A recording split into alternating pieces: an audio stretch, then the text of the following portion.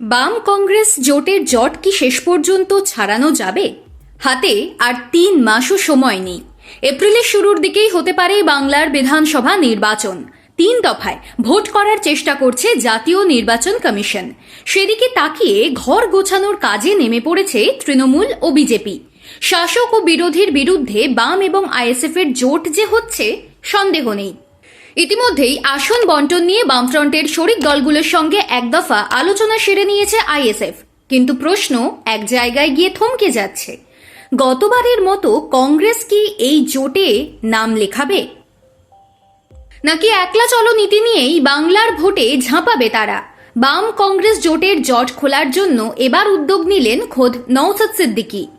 আলিমুদ্দিনে যেদিন বৈঠকে গিয়েছিলেন, নওশাদ বলেছিলেন বামফ্রন্টের মতো জোট চেয়ে কংগ্রেসকেও একাধিকবার চিঠি দিয়েছিলেন নওশাদ, কিন্তু সে চিঠির উত্তর মেলেনি। তারপরও নওশাদ থেমে নেই, নতুন উদ্যোগ নিয়েছেন যাতে জোট নিয়ে জটিলতা কেটে যায়। নওশাদ বলেওছেন, তৃণমূল এবং বিজেপির বিরুদ্ধে জোটবদ্ধ হয়ে আমরা লড়াই করতে নামব। এই জোটে ধর্মনিরপেক্ষ দলগুলো থাকবে। আমরা চাইছি একটা কোয়ালিশন সরকার তৈরি হোক, তার আগে আমরা একটা জোটবদ্ধ হতে চলেছি। যে জোট বিজেপি তৃণমূলের বাইরে, যে জোটের থাকছে কারা, বিজেপি এবং তৃণমূলের বাইরে যে শক্তিগুলো আছে তাদেরকে ঐক্যবদ্ধ করার চেষ্টা করছি স্বাভাবিকভাবে। বাংলার মানুষকে বাঁচানোর জন্য জোটের জয় দরকার। প্রশ্ন হলো, কংগ্রেসকে জোটে টানার জন্য কি উদ্যোগ নিচ্ছেন নওশাদ? কংগ্রেসকে আবার চিঠি দিয়েছেন নওশাদ যাতে জোটের প্রক্রিয়া দ্রুত করা হয়। এখানেই থেমে নেই আইএসএফ এর বিধায়ক। তিনি মৌখিকভাবেও কথা বলতে শুরু করেছেন কংগ্রেসের নেতাদের সঙ্গে। বাংলার এই শীর্ষ নেতাদের কাদের সঙ্গে কথা চালাচ্ছেন নওশাদ? কংগ্রেসের সাথে আমরা আলোচনা চালাচ্ছি, আমরা রিমাইন্ডার দিয়েছি, ভার্বালি তাদের আনঅফিসিয়ালি তাদের অনেক নেতৃত্বের সাথেও কথা হয়েছে, তারা এই বিষয়টাকে কনভে করেছে। দ্রুত আমরা আশা করব কংগ্রেসের সাথেও আমরা মিটিংয়ে বসব। প্রদেশ কংগ্রেস সভাপতি শুভঙ্কর সরকার স্পষ্ট করে দিয়েছেন, কেন্দ্রীয় নেতৃত্বের নির্দেশ মতো কাজ করছেন তিনি। 294টি আসনেই প্রার্থী দেওয়ার প্রক্রিয়া শুরু করে দিয়েছেন, সংগঠনের জোর বাড়াচ্ছেন। শোনা যাচ্ছে এই জোটের জট খোলার কাজটা করতে পারেন অধীর রঞ্জন চৌধুরী।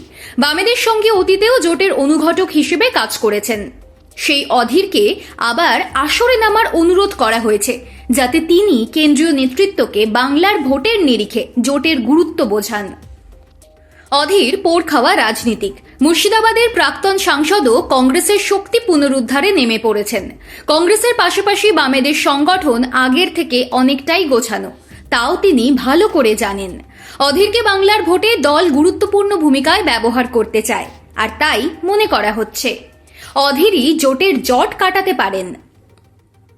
প্রশ্ন হলো, কংগ্রেস যদি জোটের দিকে পা বাড়ায় আর কোন কোন দলকে দেখা যাবে? হুমায়ুন কবির নিয়ে এখনো কোনো স্পষ্ট অবস্থান দেখা যায়নি কোনো তরফেই। আইএসএফ যেমন জোটে আগ্রহী থাকলে চিঠি পাঠান হুমায়ুনকে বলে দিয়েছে, তেমনি হুমায়ুনের দিক থেকে জোটের আগ্রহ প্রকাশ করা হয়েছে। রয়েছে মিমও, যারা উত্তরবঙ্গের মুসলিম অধ্যুষিত এলাকায় শক্তি বাড়াচ্ছে ক্রমশ। মিম নিয়েও কোনো কথা বলতে নারাজ নওশাদ। ভোটে জিতলে কি করবেন সেই ইস্তেহারও প্রকাশ করে দিলেন নওশাদ।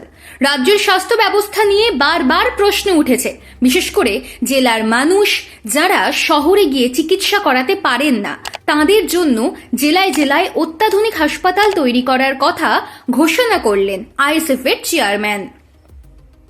তার যুক্তি, বিধানসভা ভোটে যদি জোট সরকার ক্ষমতায় আসে, আমরা 5টা জেলাকে বেছে নেব, সেখানে পিজি, এনআরএস, চিত্তরঞ্জনের মতো অত্যাধুনিক হাসপাতাল তৈরি করব, যাতে ওই হাসপাতালগুলোতে গিয়ে মানুষ চিকিৎসা করাতে পারেন।